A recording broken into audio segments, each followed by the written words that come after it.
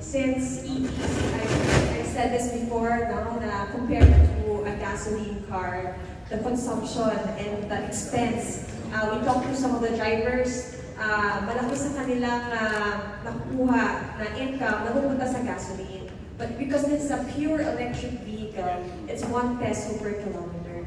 And so, talagang mas mababa yung kailangan nilang maabot. Kumbaga, everything else will be income na ng ating mga drivers. And hopefully, because of that, because they will have lower expense, then we can provide a lower transportation fee for the Philippines. Yes.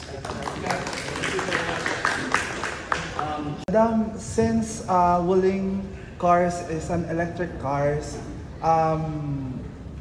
we can expect po ba na mas wider yung places natin or location na merong available na charging station? Kasi most of my friends kasi always question nila sa akin is, yung Wuling ba, available ba any part of Metro Manila yung charging station? Actually, we are already starting deploying our charging stations. Actually, here in GBF Tower, we have 10 charging stations on the 2nd floor. We will check it out later. And we have partnered with Robinson's offices. So we are launching how many charging stations? The 200 plus buildings will be donating charging stations. And apart from that, Hale is also putting up hubs in malls here in Metro Manila. So sa terminal na yun, aside from yun ang waiting area ng ating mga drivers, it will also be a charging station for them.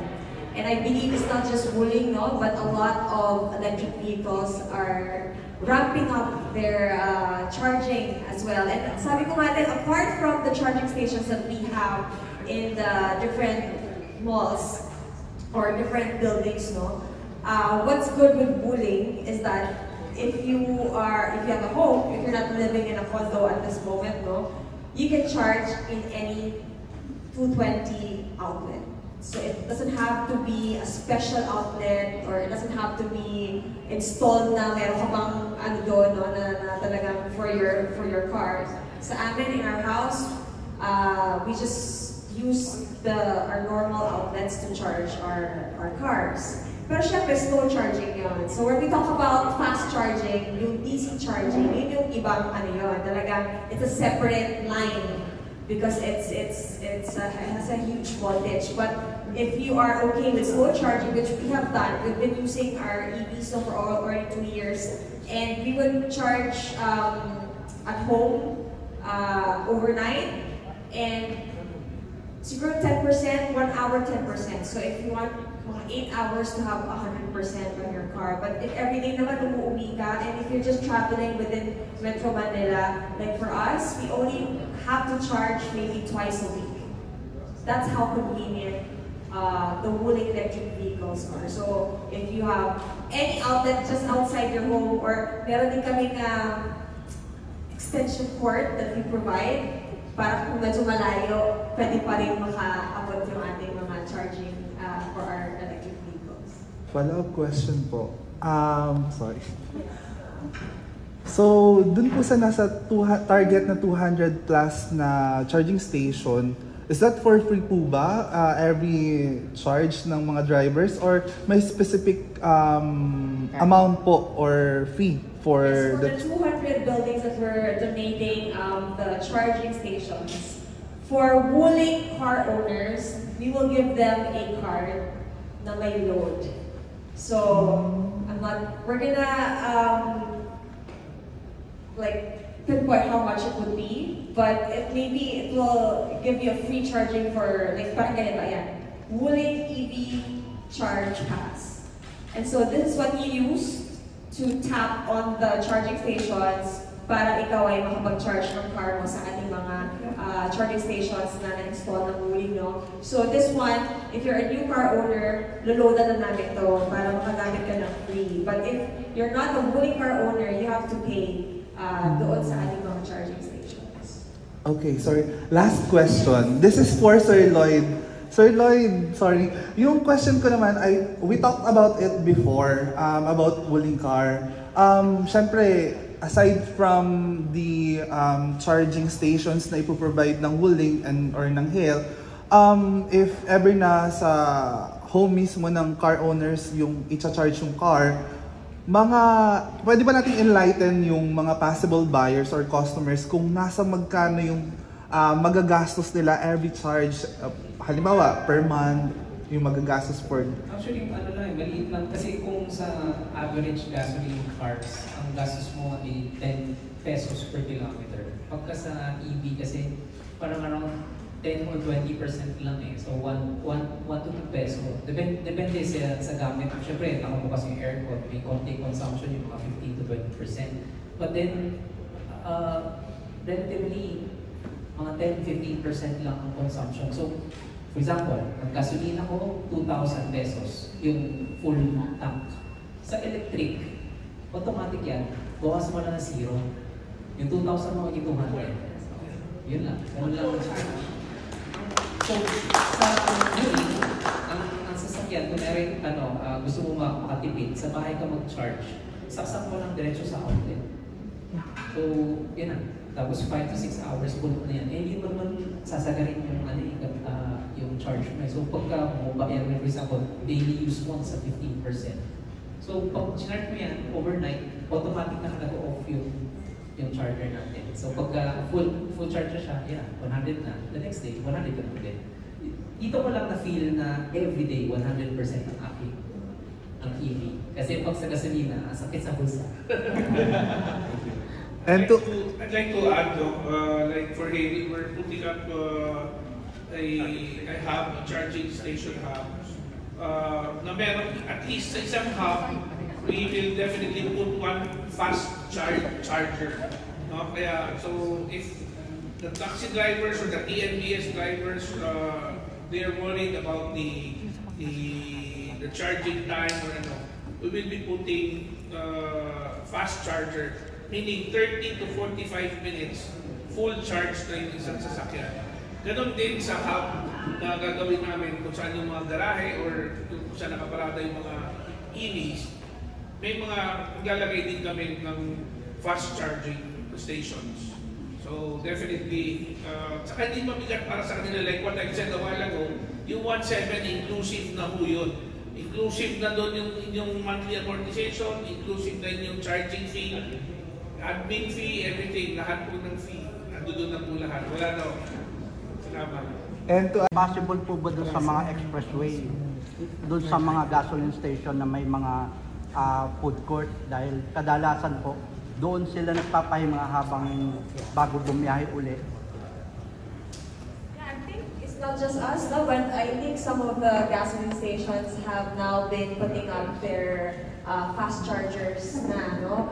Ang comment ko lang din naman doon, of course, they have to make profit, so mas mahal if you charge in the fast chargers. So I always recommend to the owners, no, if you're not naman, of course with Hale will be providing the fast chargers for the drivers. But if you're like a private car owner, I do recommend if you can charge at home, it's much better kasi mas lower ang per kilowatt hour ng isang residential bill compared sa commercial. So, like for us, sabi nga ng mga tao, baka naman biglang tumaas ang bill ko sa Meralco. But for us, I think we already have 5 EVs at home and negligible. You can't even feel that. Baka mas mahal pa nga pag naka-aircon ka the whole day, you know? Kapag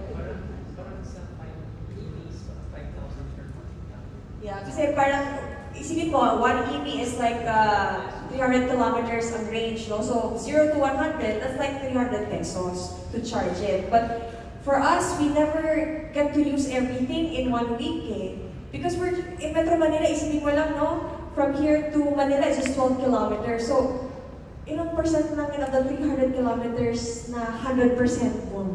So, when people are skeptic to convert to electric, they're always scared of, meron silang ang tawag nila, range anxiety.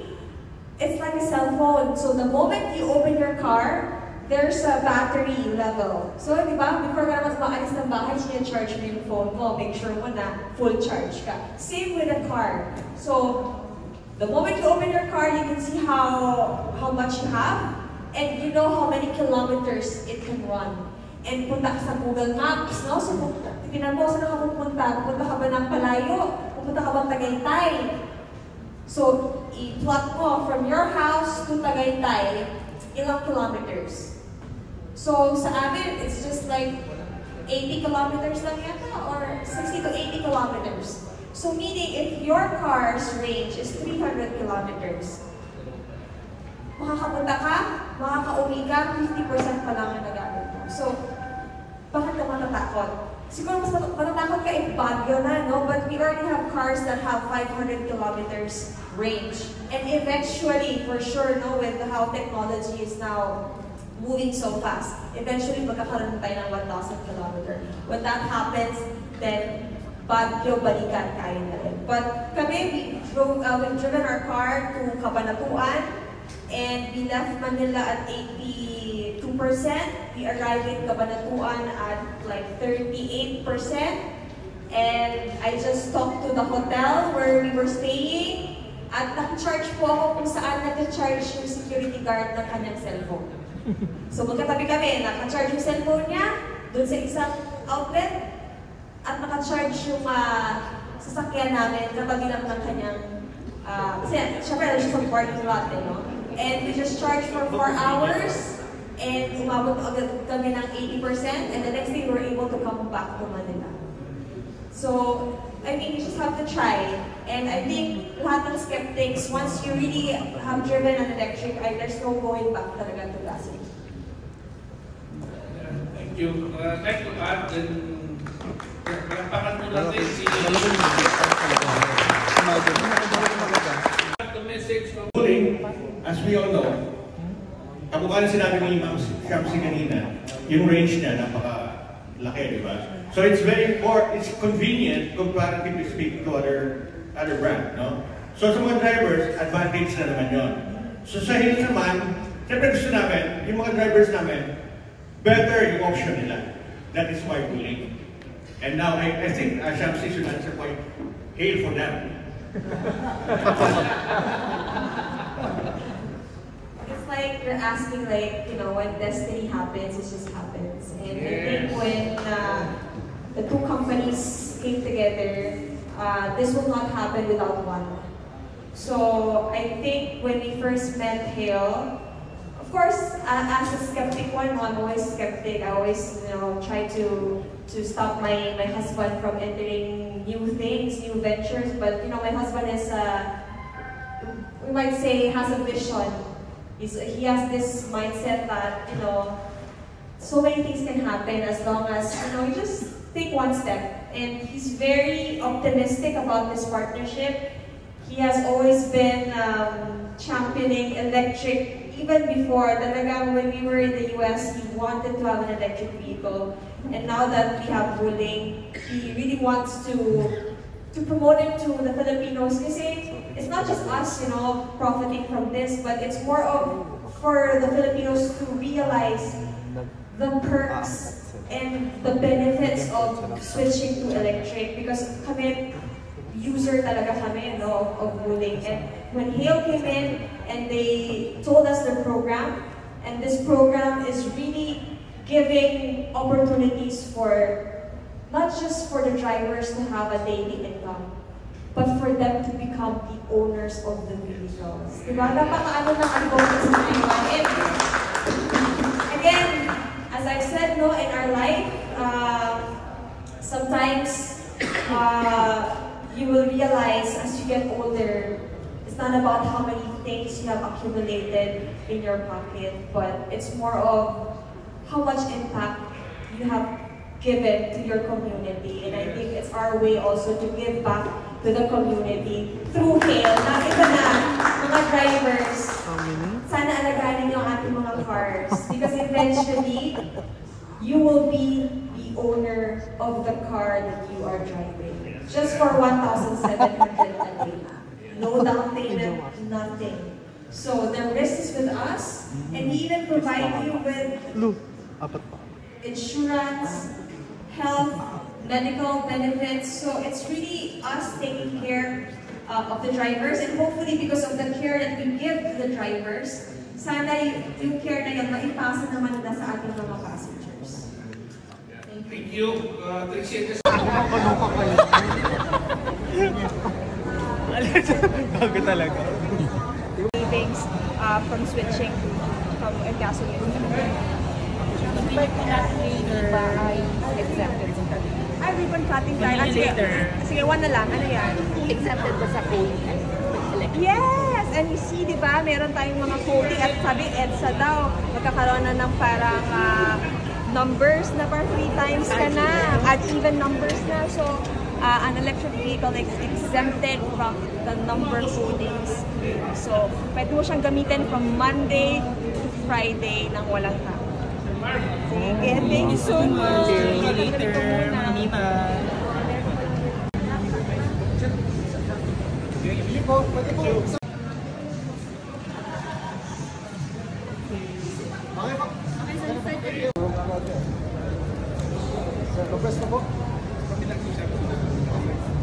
you can get the ball. Oh, yeah.